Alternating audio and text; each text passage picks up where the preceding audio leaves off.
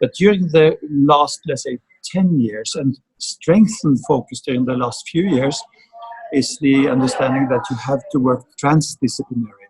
And that means interdisciplinary within university and together with the users and the stakeholders and the problem owners. So that is transdisciplinary together with those outside in the real world, whether or not it's in industry, it's in the private sector, or it's in the public sector, and with citizens.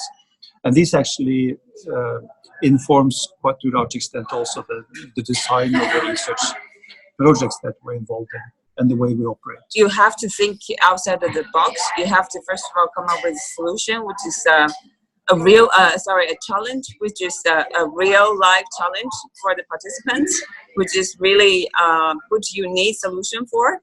And when you have that in the first place, then you can start to build your team,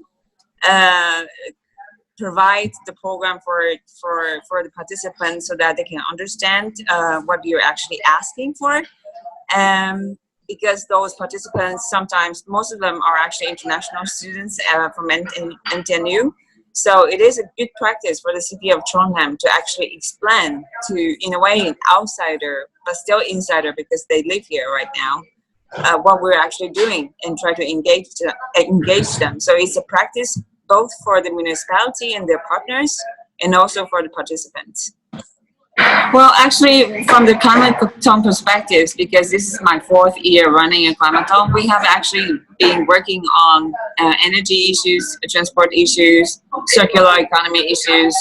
I would say that the awareness is increasing, but it depends on how technical the challenge is, and so the degree of engagement is different. We need to raise the awareness of many different things at the same time. But in the municipality itself, the CO2 reduction in the transport sector is being marketed as one of the most important area, I would say. And this is my first year, but I thought it was an excellent way to get people engaged. And I'm extremely impressed of the solution that came out of it. So how to connect resources to make new business model for new renewable energy. And we had some very technical solution about how to exploit thermal energy further, and also some in how to engage the kids, the next generation, to care about energy, to care about climate, which also was very innovative, I think. We also worked with a city in Ireland that's called Limerick, and they had the Climathon at the same time as us. And together we have 7 cities in this project alone that is working together with Climathon, which is a task in our project. So we have had cooperation before the Climathon and exchanged ideas. And we actually made the scope in Trondheim and the scope in Ireland a bit different, so we could have benefit from actually making different solutions. But we were 30 people that in 6 teams in Trondheim this year. For 24 hours? For 24 hours, yes. It increases the engagement. It creates new solution outside the box. And if we can, I think also it has potential with connecting with other cities. It can create something, a learning platform for Europe, or maybe the world. It's important to know that Trondheim, this city, hosts or is the place where you have the largest University of Norway, NTNU, and you also have the largest research institute in the Nordic countries here, SINTEF. So you can say it is a bit of a powerhouse in knowledge and innovation in both Norway and the Nordics. So hub for innovation and technology and research. The key project that is integrating all these aspects is called the University City 3.0.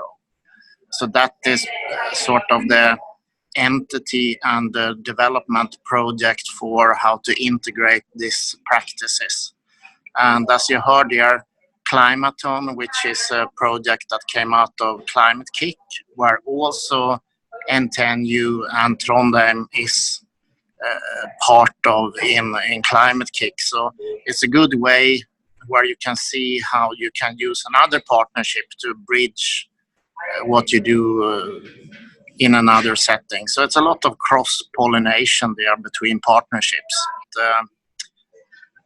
The sharing with other cities around the Climathon, and I have followed Climathon since the beginning.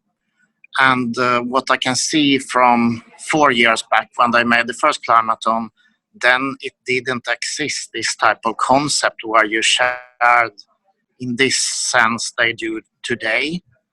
And this year, you could see, if you go to Climathon's homepage, you can see quite nice framework where you can understand how you can set up your local city Climathon. So it is a bit of standardized manual now.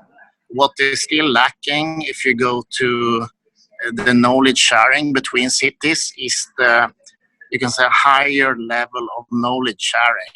It's at the moment it's very much you share on Twitter and Instagram, but it's not that much that you interact with what you share. So it's a resharing, or a few of the projects like you heard here with the European project are working on in Ireland and Trondheim. They are cooperating within this Climathon, but there are 120 cities around the world working, so they could make much more use of the interaction both before, during and after, in terms of scale up the knowledge for getting better solutions to the world's problems, not the least the Climathon, of course, while it's Climathon. So. And I think around the Climathon, one of the biggest potentials with that is that it started from a top-down perspective, and in a way they are finding the grassroots movements within impact. So I think there are like two fields of practice that is coming together around, and they are finding a new name, which I can see a lot of people resonate around, Climathon.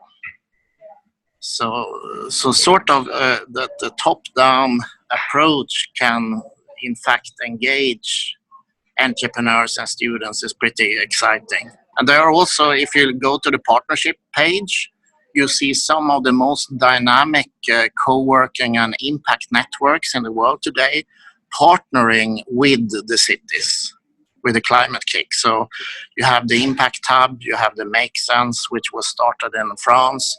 So they have built partnership with big networks around the world. And then, of course, they are hosting the local Climathon events in many of the cities. So in that sense, they get the channel out to the entrepreneurs.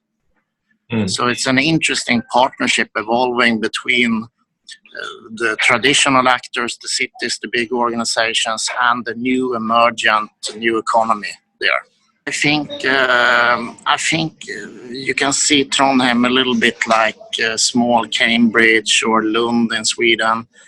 You have a very high knowledge density here with the NTNU and the Research Institute in a city of 200,000.